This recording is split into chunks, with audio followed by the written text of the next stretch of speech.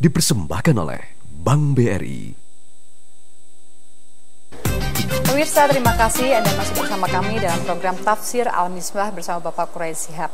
Di segmen sebelumnya, Pak Quraish sudah menjelaskan bahwa kita jangan ajarkan kepada anak secara langsung sesuatu yang buruk. Dan juga jika ada sekelompok orang yang berbuat buruk pada kita, tapi jika Allah berkehendak ingin menolong kita, maka tidak ada yang tidak mungkin asalkan kita berpegang pada tali yang sangat kuat, yaitu tali Allah. Tali Allah itu adalah Al-Quran. Kita lanjutkan kembali Pak, ayat kita silakan. Baik. Jadi kita kembali tadi berkata bahwa Tuhan mengatur ya. Oke. Bagaimana pengaturan Tuhan? Wasyarohu bisa manin bahas. Jadi ini yang menjual tidak melihat keistimewaannya Yusuf, mau cepat kasih aja. Nah, tapi Tuhan atur siapa yang beli. Nah, yang membelinya wa qala alladzi ishtarahu min Misra limraatihi, diberi oleh pengawal atau kepala pasukan istana atau siapalah. Dia membelinya lalu dia berkata kepada istrinya, akrimi maswahu, ini orang, ini anak, beri dia tempat yang istimewa. Dia lihat ini gagah ini anak. Kenapa? Asa ayyam fa'ana, siapa, mudah-mudahan dia bisa memberi manfaat buat kita, atau kita jadikan dia anak angkat.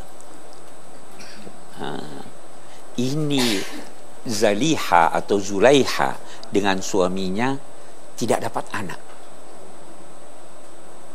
Ini dia lihat ini. Jadi si pembesar ini memberi perhatian yang sangat besar kepada Yusuf. Di sini Allah mengatur matanya dan pikirannya supaya ini. Kalau yang tadi Allah tidak lihat keistimewaannya, ini dia lihat keistimewaannya. Itu Allah yang atur.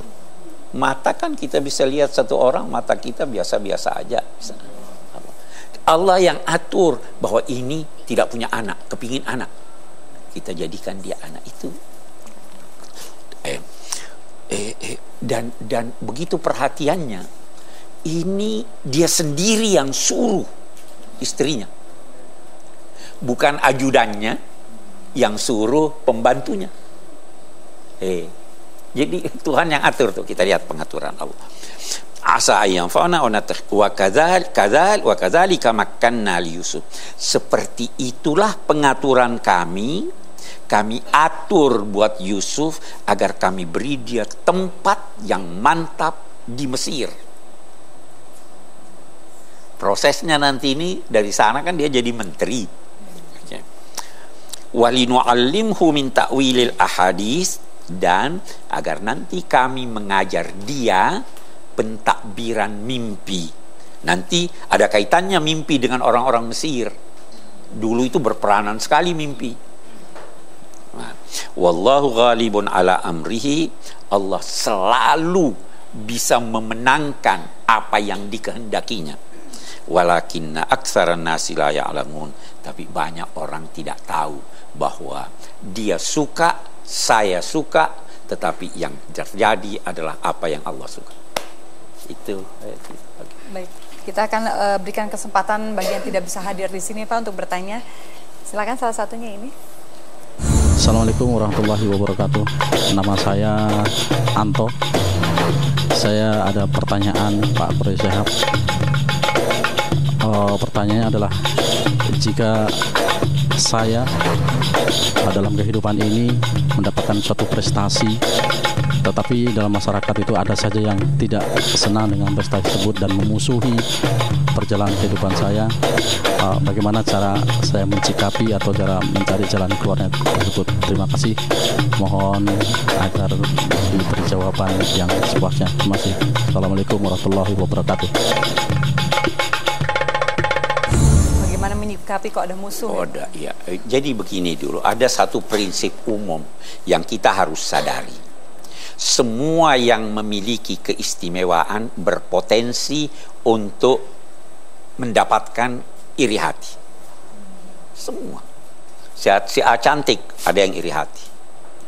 Kaya, ada yang iri hati. Ya kan? Punya kedudukan, ada yang semua kullu dzi ni'matin mahsud, itu semua yang memiliki keistimewaan berpotensi untuk orang iri hati sama dia. Nah, karena itu menyikapinya begini. Yang pertama, jangan menonjolkan keistimewaan Anda. Yang kedua, jangan, itu istilahnya, jangan mau menari dari gendang yang ditabuh orang. Apa maknanya? Begini, Anda jangan menghiraukan dia. Jalan aja terus dengan ini. Karena kalau Anda hiraukan dia, Anda tidak bisa kerja. Waktu Anda habis. Ya, mikirin dia. Jangan hiraukan. Jadi setelah tadi tidak menonjolkan itu, saya jalan lagi. Nah, dan yang terpenting, berserah diri pada Allah. Itu sikap yang paling baik.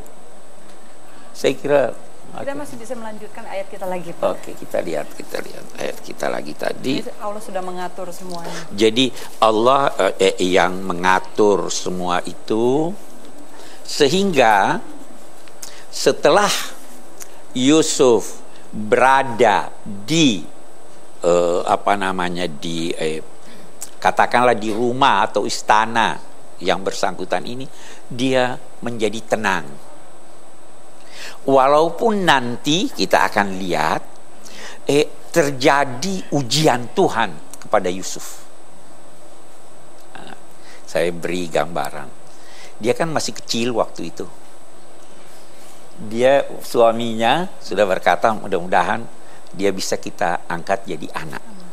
Itu ada sementara pakar berkata, rupanya ketika itu si Zaliha atau Zulaiha dengan suaminya ini sudah lama kawin, tidak dapat anak. Kepingin anak. Kira-kira umur berapa tuh seorang sampai merasa bahwa tidak dapat anak dan perlu angkat anak?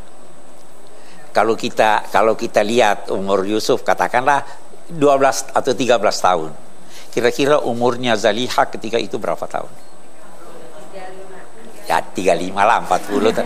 Artinya wanita yang sudah kawin lama lantas sudah merasa tidak dapat anak dan suami berkata kita jadikan anak, umurnya ketika itu sekitar 35 tahun. Umur Yusuf 14 atau 15 tahun. Selisih umurnya berapa tahun tuh? 20 tahun. Ini dicatat untuk kita lihat nanti apa dia kawin atau tidak tuh. Oke, kita lanjutkan kembali. Ayo catat, Bu. Perbedaan umurnya udah jauh tuh ya.